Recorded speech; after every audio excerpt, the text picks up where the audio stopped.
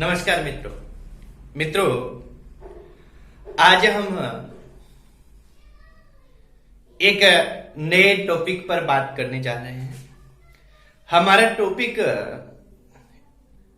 Assistant professor कैसे बने। अर्थात सामान्य तौर पर हम क्या करते हैं कि कॉलेज व्याख्याता शब्द का प्रयोग इसके लिए करते हैं।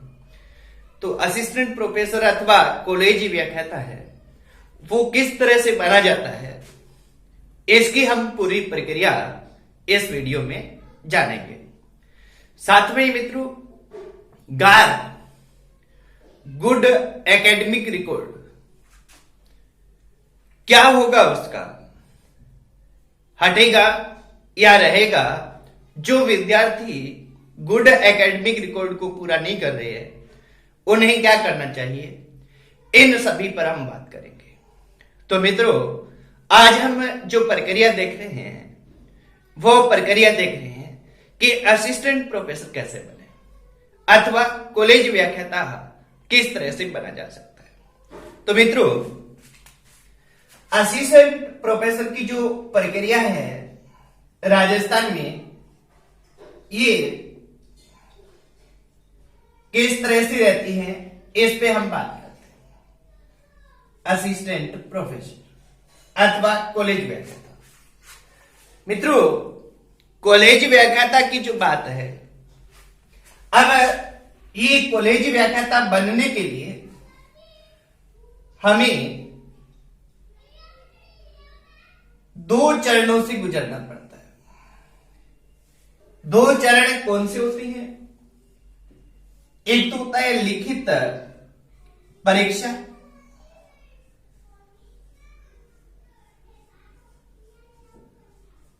और दूसरा होता है इंटरव्यू अथवा साक्षात्कार।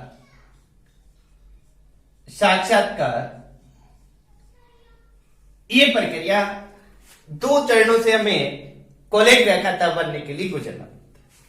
मित्रों, जो ये लिखित परीक्षा होती है ये टोटल 200 अंक की होती है।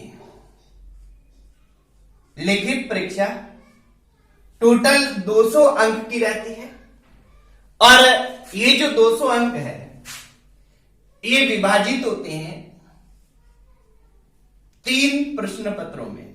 यानी इसके लिए हमें क्या करना पड़ता है, 200 अंक लिखित परीक्षा में प्राप्त करने के लिए हमें कुल 3 पेपर देने पड़ते हैं।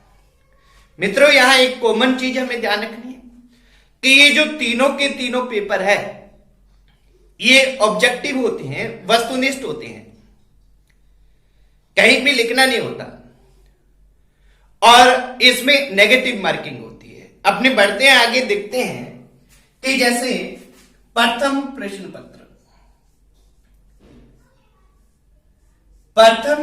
जो प्रश्न पत्र होता है ये किसका होता है? ये सब्जेक्ट का होता है।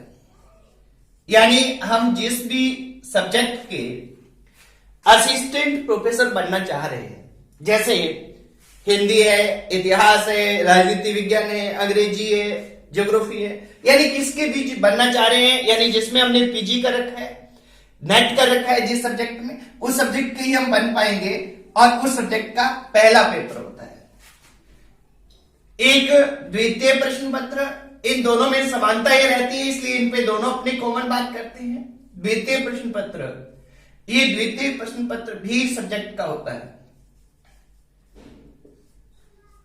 और मित्रों, इनमें टोटल ये 75 अंक का होता है पहला प्रश्न पत्र और दूसरा भी 75 अंक का होता है, 75 अंक का, यानी दोनों 75 अंक के रहते हैं। इसमें क्या कि प्रत्येक प्रश्न है वो आधे अंक का होता है। आधे अंक का होता है इसलिए 200 प्रश्न आते हैं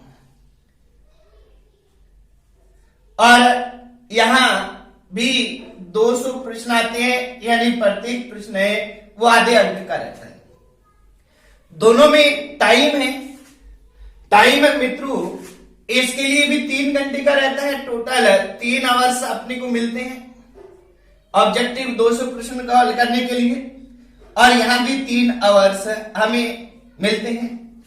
जो सब्जेक्ट के दोनों प्रश्न पत्र होते हैं ये ऑनलाइन होते हैं, तो हमारे जितना भी 200 अंक है, 200 में से 150 अंक है, यानी पहले 2 प्रश्न पत्र है जो 75 अंक के हैं, वो सब्जेक्ट के रहते हैं। जो सब्जेक्ट हमारा है उसका। तृतीय प्रश्न पत्र है, ये सभी के लिए कॉमन रहता है। तृतीय प्रश्न पत्र ये राजस्थान जीके का रहता है, राजस्थान सामान्य ज्ञान। और ये मित्रों अपने ये कह दें कि राजस्थान का संपूर्ण सामान्य ज्ञान आता है। इसमें इतिहास, कला संस्कृति, भूगोल, अर्थव्यवस्था, राजनीतिक व्यवस्था और समसामयिक विषय, करंट अफेयर से संबंधित टोटल क्वेश्चन आते हैं राजस्थान से संबंधित, यानी राजस्थान की पूर्ण राजस्थान जीके इसमें आता है। ये टोटल 50 अंक का होता है और इसमें भी प्रत्येक प्रश्न है वो आधे अंक का होता है, यानी इस प्रश्न पत्र में 100 प्रश्न आते हैं और इसका टाइम रहता है 2 घंटे। 2 घंटे टाइम होता है। ये जो तीसरा प्रश्न पत्र है ये सभी विषयों के लिए कॉमन होता है। किसी भी विषय की तैयारी कर रहे हैं ये हमको देना ही पड़ता है 50 अंक का, जो एक बड़ा क्या है कि अपने चयन का आधार बनने वाला होता है। चयन के आधार में सभी रहते हैं, पर सब्जेक्ट में हमारी पकड़ होती है। ज्यादातर जो स्टूडेंट्स हैं वो आगे पीछे होते हैं, वो इस पोर्शन में ज्यादा होते हैं, तो इस पे हमें ध्यान देना होता है, सारों पे देना होता है। आने वाले वीडियो में मित्रों अपने एक एक करके देखेंगे। जैसे मैं इतिहास विषय से असिस्टेंट प्रोफेसर हूं, तो मैं आपको इतिहास विषय में कौन कौन सी पुस्तकें पढ़नी चाहिए उसकी बात करूंगा। राजस्थान जीके में हमें क्या पढ़ना चाहिए इसकी हम बात करेंगे पूरी डिटेल से, कि राजस्थान जीके को किस तरह से पढ़ना चाहिए, कौन कौन सी पुस्तकें पढ़नी चाहिए, ये सभी अपने आने वाले वीडियोज में हम बात करेंगे। तो ये इस तरह से 200 अंक रहता है। साक्षात्कार होता है, इंटरव्यू होता है। इसके रिजल्ट पहले लिखित का रिजल्ट निकाला जाता है और लिखित का रिजल्ट निकालने के बाद मित्रों साक्षात्कार के लिए बुलाया जाता है। साक्षात्कार हमारा टोटल 24 अंक का रहता है। टोटल 24 अंक का, यानी ये जो भर्ती प्रक्रिया है, लिखित परीक्षा 200 अंक प्लस साक्षात्कार 24 अंक, टोटल 224 अंक की होती है। और 224 अंक में से हमारी मेरिट निर्धारित होती है। मित्रों यहां हमें एक चीज ध्यान रखना चाहिए, क्योंकि पिछली जो असिस्टेंट प्रोफेसर की भर्ती हुई है उसमें मैंने इतिहास विषय में 12वीं रैंक हासिल की थी। तो मेरा जो अनुभव रहा है उसके हिसाब से मैं आपको बताना चाहूंगा कि अगर हमें असिस्टेंट प्रोफेसर बनना है तो लिखित परीक्षा में इतना कुछ कर दीजिए कि इंटरव्यू कोई मायने नहीं रखे। उसमें जितने भी आपको दे दें उतने ही सही है, क्योंकि मैंने देखा है, मेरे साथियों का देखा है कि बहुत से हमारे साथी ऐसे रहे हैं जो अपने रिटन परीक्षा में इतने मार्क्स हासिल कर गए थे कि कट ऑफ से ऊपर थे, फिर इंटरव्यू में 2-2, 4-2, 5-2 कितने भी दो हमें सोचना नहीं पड़ता। तो हमें लिखित परीक्षा की पुरजोर तैयारी पे ध्यान देना चाहिए। मित्रों जहां अपने आगे बात करते हैं इसको कि हमें भर्ती प्रक्रिया में कितना टाइम लगता है, और सबसे पहले तो अपने गार की बात करते हैं कि गार क्या चीज है। गार क्या कि बहुत ज्यादा लोगों को परेशान किया हुआ है। तो मित्रों पहली प्रक्रिया तो ये 3 रहेगी। अब अपने गार पे बात करते हैं। असिस्टेंट प्रोफेसर की जो भर्ती परीक्षा है इसमें गार क्या है। अब देखिए गार क्या है, ये एक तरीके से मैं कहूं कि प्रश्न है। अब अप्रासंगिक हो गया है। अप्रासंगिक क्यों हो गया है? क्योंकि गार था, इसकी फुल फॉर्म थी गुड एकेडमिक रिकॉर्ड। और ये जो गुड एकेडमिक रिकॉर्ड है, ये बहुत से विद्यार्थियों को इस परीक्षा से बाहर कर रहा था। परंतु अब गार क्या है, इस पे हमें नहीं सोचना है। क्या था ये हो जाएगा कुछ दिन में। आप ये निश्चित मान के चलिए विद्यार्थियों, साथियों, कि ये गार 100% हटने वाला है। ये गार हट जाएगा और इसके हटने के बाद अभी जैसे ही कोरोना, देखिए कोरोना की समस्या है वो जल्दी हल होने वाली है। अभी हमारी बोर्ड की परीक्षाओं की भी तैयारियां चल रही है मई के फर्स्ट वीक में। तो ऐसा लग रहा है कि जल्दी ये हमारा लॉकडाउन हटेगा और लॉकडाउन हटते ही जैसे ही प्रशासनिक मशीनरी अपना काम करना शुरू करेगी व्यवस्थित रूप से, कोरोना को छोड़कर अन्य कामों में, तो हमारी ये भर्ती प्रक्रिया भी आएगी।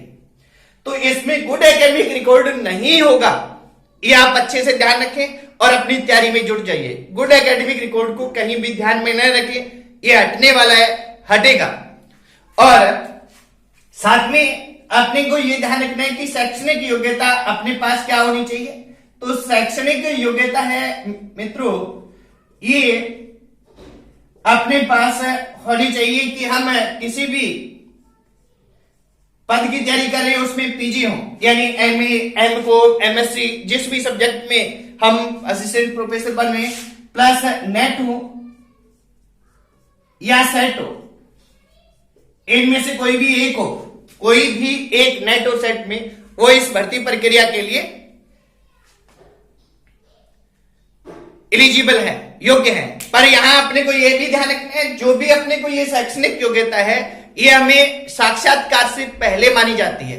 तो मित्रों, जो नेट सेट नहीं है या एमए फाइनल में चल रहे हैं उन्हें अच्छे से तैयारी करनी चाहिए, क्योंकि अगर एमए फाइनल में चल रहे हैं अच्छे से तैयारी करेंगे तो फाइनल में मार्क्स बढ़ेंगे।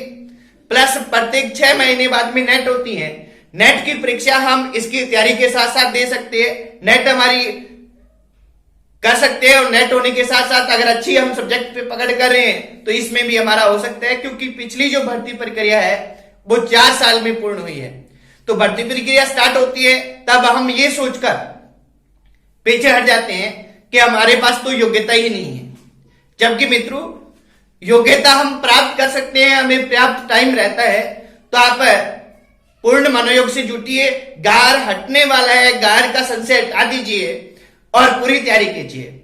ये जो तीनों सब्जेक्ट पे हमने बात की है, तो आने वाले वीडियोज में आपको मैं बताऊंगा प्रत्येक प्रश्न पत्र वाइज कि उसमें क्या पढ़ना है, कैसे पढ़ना है और कौन सी पुस्तक पे हमें ध्यान देना चाहिए जिससे हम अच्छे मार्क्स ला सकते हैं।